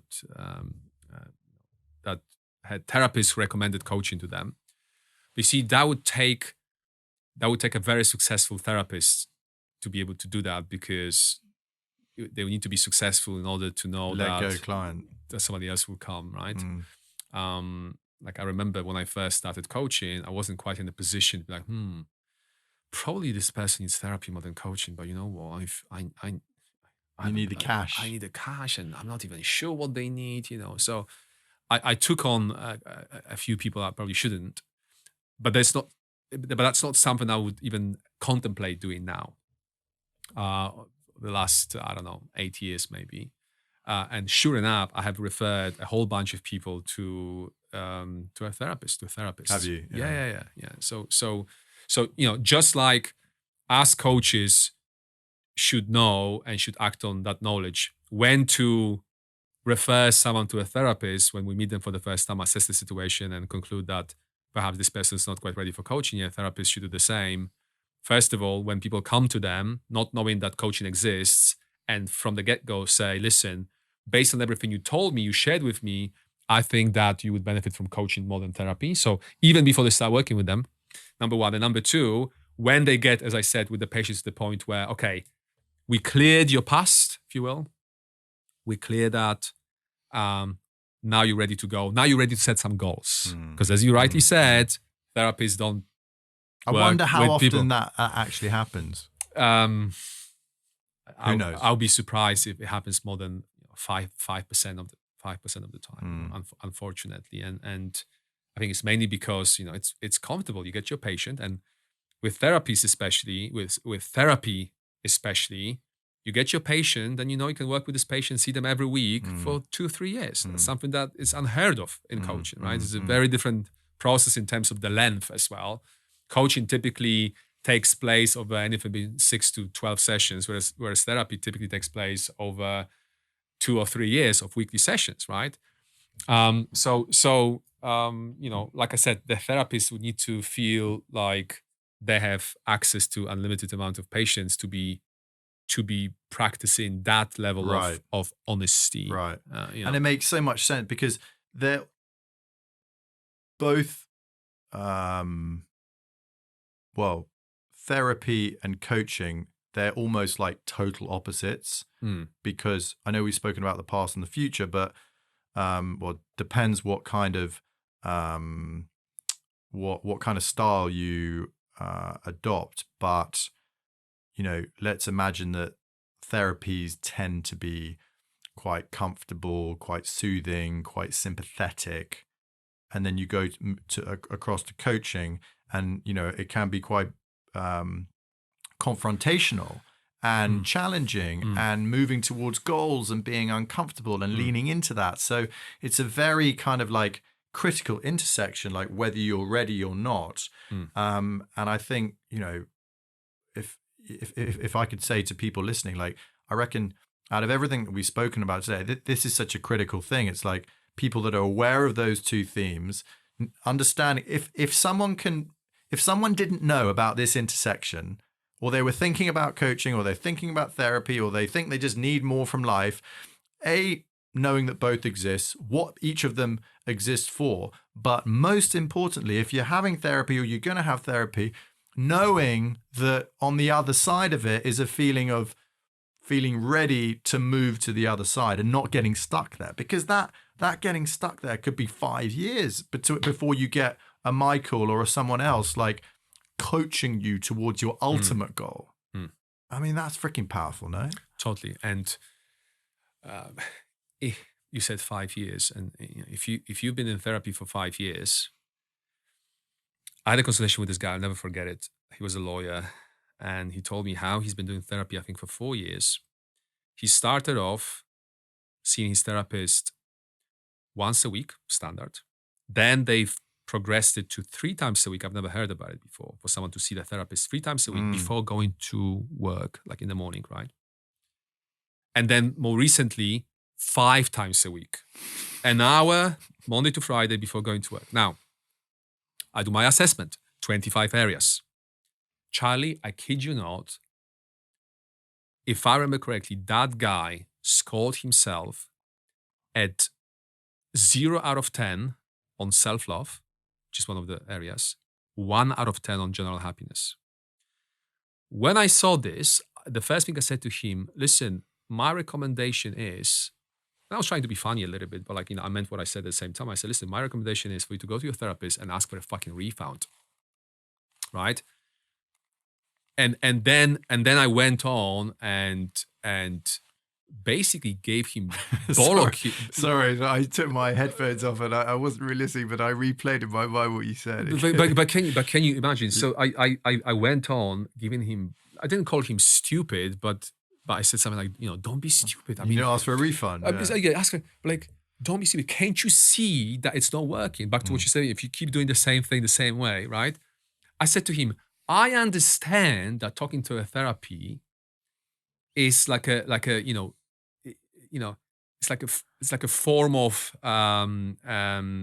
intellectual, mental masturbation, right? So I understand the release that you get from that, but it's also important to know when to stop and maybe use different. And it was clear to me that he at that point would benefit from coaching far more than therapy. And that therapist was basically, he was a nice guy. He was just charging the money and didn't think too much about it, and probably didn't do any assessments that would indicate whether what they're actually doing makes sense or not. So one of the reasons why I do this thing during the initial consultations is because I want to know that what I do actually works.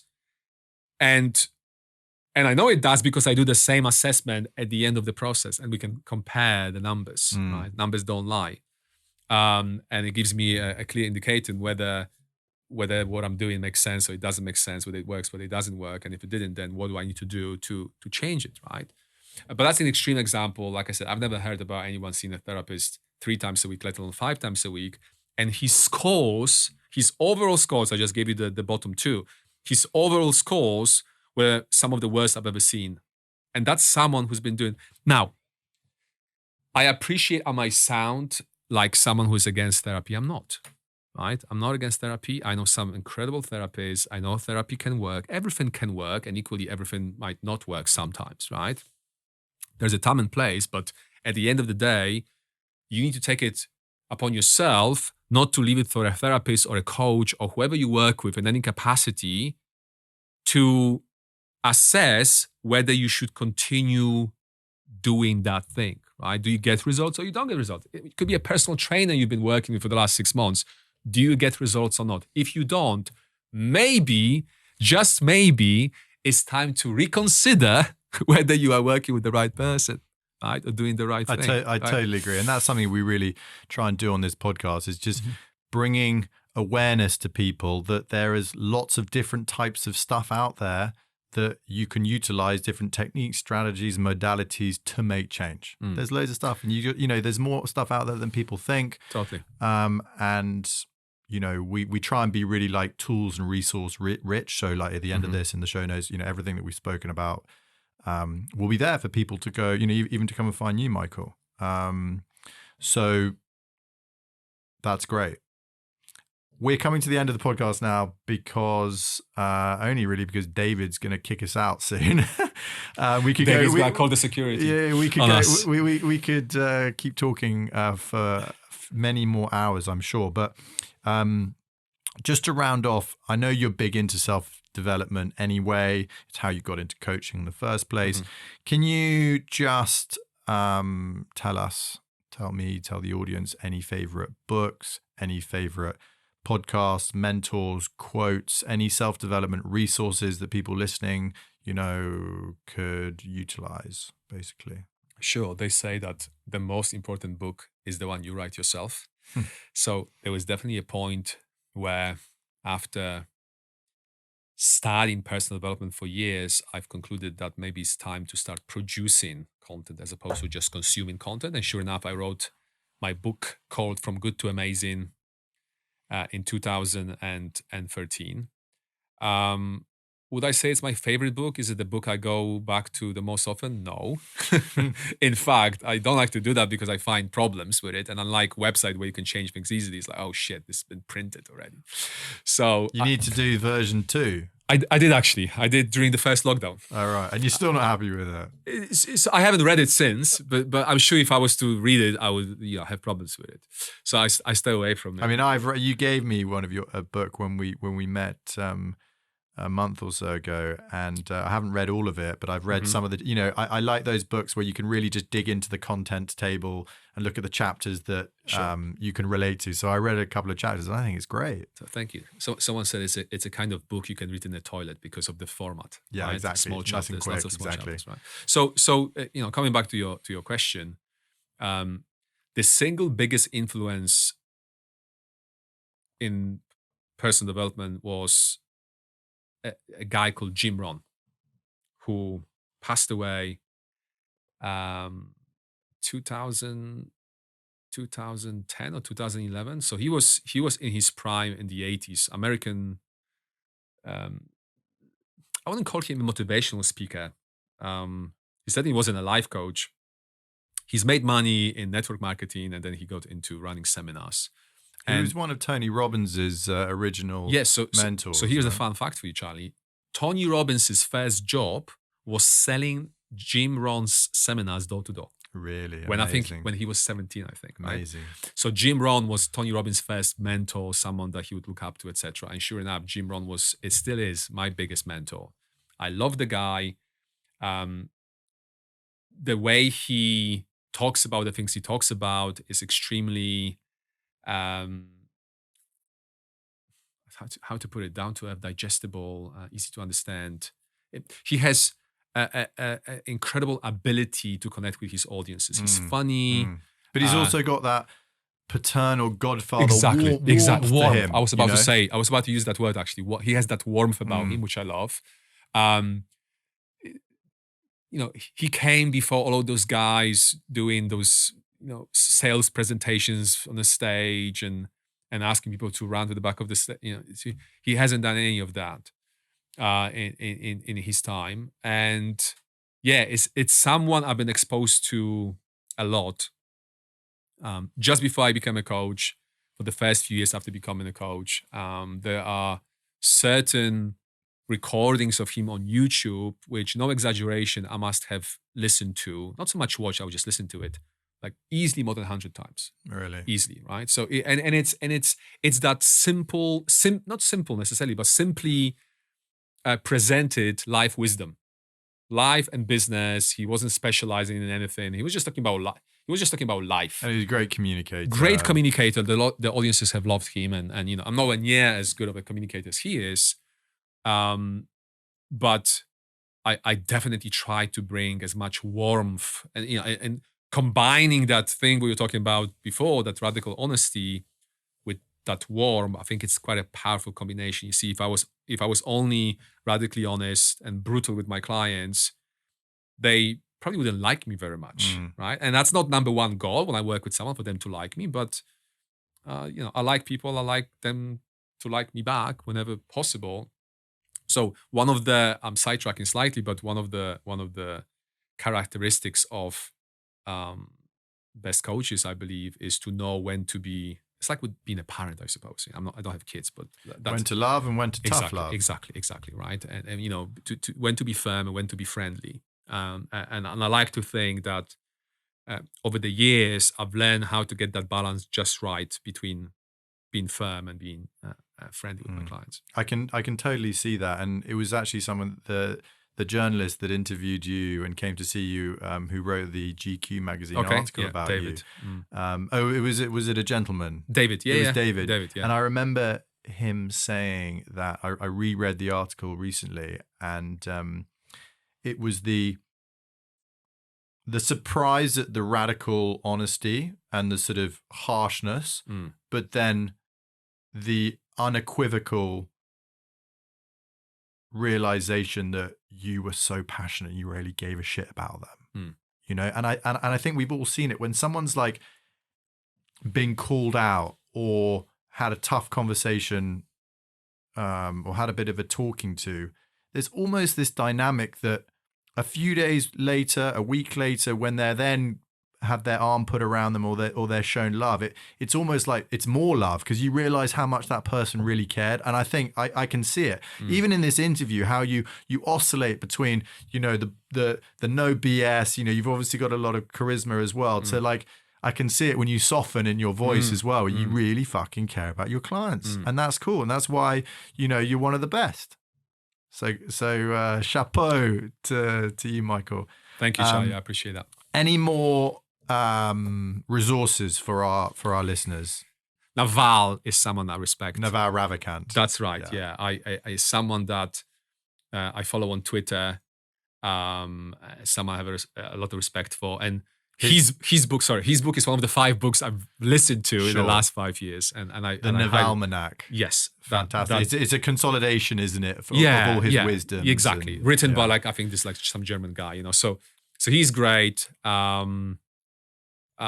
Still, I wouldn't refer to him as guru. It's just a smart guy and someone that has a way of articulating himself in a way that I find very compelling.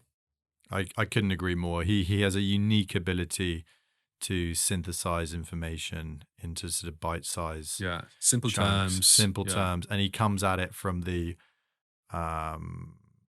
he's a phenomenal businessman in Silicon Valley, successful, etc., founder, and he's very wise and spiritual and life lessons and philosophies as well. So love that. I won't press you for any more because I know how great Naval Ravikant is. I had the fortune to meet him once, actually. Oh, really? In Silicon Valley, yeah. Nice. Which was very, very cool. Nice. And then I started following him, and you know, he's one of my digital mentors, I suppose. I gave his book to one of my former clients, and he said, one, the best book he's ever read. Granted, he doesn't read many books, but the best book he's ever read. And two, he bought, I think he said 10 or 20 copies to give to his staff and his father, and he loved that book. And he kept, while I was coaching him over a few months, he would keep rereading that book, bringing that book to sessions. I thought, fuck me, if nothing else, he will consider the money he spent on coaching worth spending because I gave him because of that book. So I don't really need to do much. You know? I love that. Everything I do with him is going to be a bonus. I think that, I mean, I was going to decide whether I was going to say this or not, but I'm going to say it anyway and we can cut it out. But what's interesting is that in all of the interviews we've had so far, nearly everyone has said one of the book recommendations is Eckhart Tolle, The Power of Now, right? Mm-hmm. But what I love about this is because a lot of those conversations were about, you know, emotional transformation, past, you know, understanding one's own psychology, more of the psychological stuff. But what I love is how now we're moving on to a different theme with you, Michael, talking about coaching, and that didn't come up. It didn't come up for a reason because it's a different theme. And now we're talking about Naval Ravikant. Yes, there are life lessons and principles and spirituality, but he's, you know, one of the things he's most famous for is his tweet storm, how to get rich without getting lucky. And I'm sure you've seen that, and that's freaking awesome. Yeah. And so, you know, we're making change isn't just about having therapy and emotional change.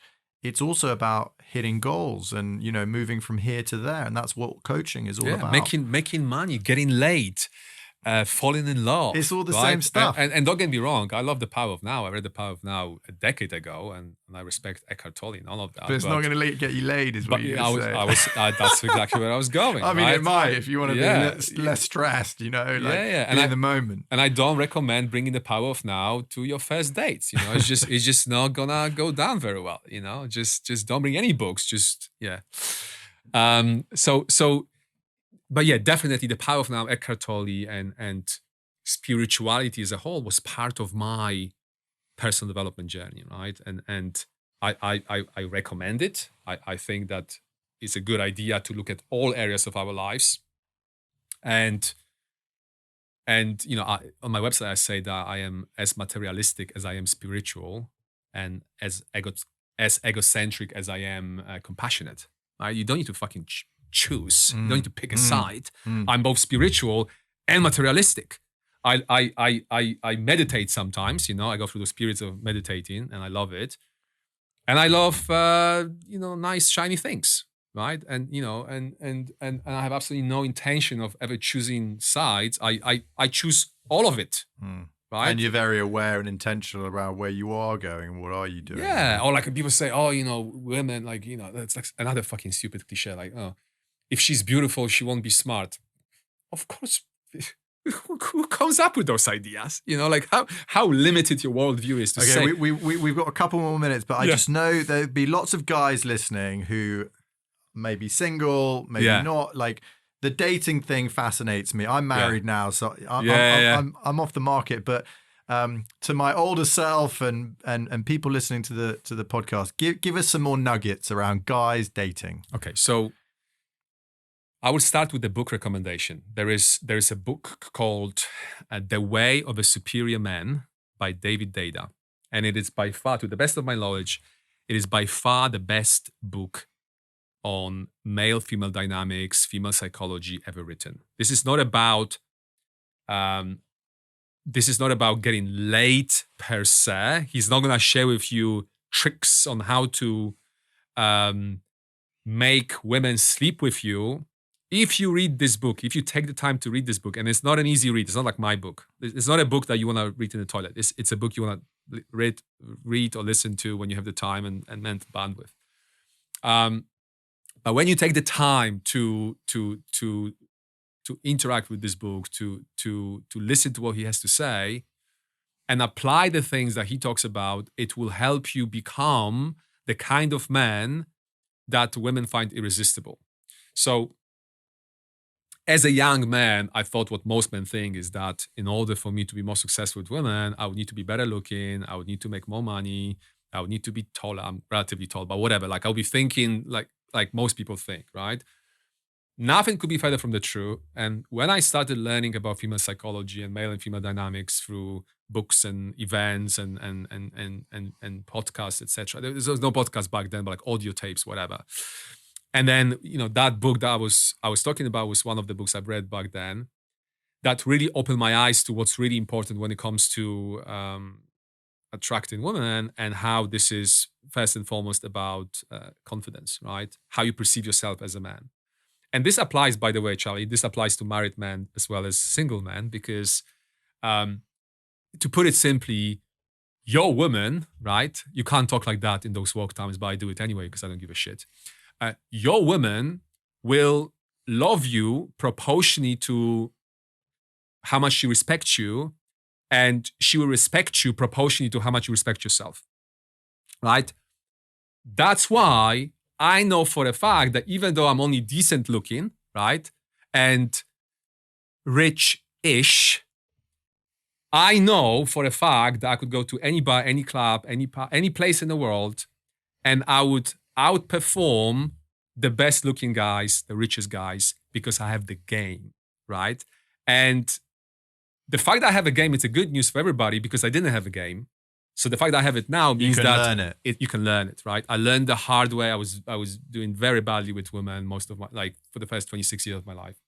Then I've learned the stuff, I've coached myself, and I became better. And this is not something that is valuable when you're single, when you go out dating. This, as I said, this is something that's extremely valuable in a relationship as well. When you put your self-respect first, when you love yourself first, when you work on yourself, when you become the best version of yourself, women find that shit irresistible. You could be a short and unattractive guy with little money. If you have the game, meaning if you made peace with yourself, you've learned how to communicate with women, you will do much better than the best looking guy. Once you get it, everything shifts, everything changes, right? And it's one of the biggest things we talk about in personal development as a whole, like how you always want to start with yourself. You want to take the time to do the work. A woman, even a young woman, even a 20-year-old can sense a man who took the time to work on himself and a man who didn't. I love that. They are built in to know that. I think it was Ryan Holiday that said this in one of his books. Ego is the Enemy. That's the name of the book by Ryan Holiday. But the quote is, ego is stolen, confidence is earned. And I love that because there is that difference between like someone being like super overconfident, over arrogant, but then there's that steely, inner, resilient confidence, which is, what was the word you used? What, the game? No. Super desirable. Michael, where can people find you? michaelserwa.com, and from there are ways to find me on all the social media platforms I'm on, which is most of them. We'll put you in the show notes, etc. Link to the book, etc. But michaelserwa.com is the place. Great. Well, Michael, this has been phenomenal. It's been packed with so much good stuff, full of richness and resources and different aspects of what you do. So I just want to thank you for coming on, and I've enjoyed being here with you in the studio, and I want to wish you all the best and keep smashing it. Thank you, Charley. Thank you for having me, and I wish you all the best with your podcast and everything else in life. Thank you. Thanks. Cheers, Michael. Cheers.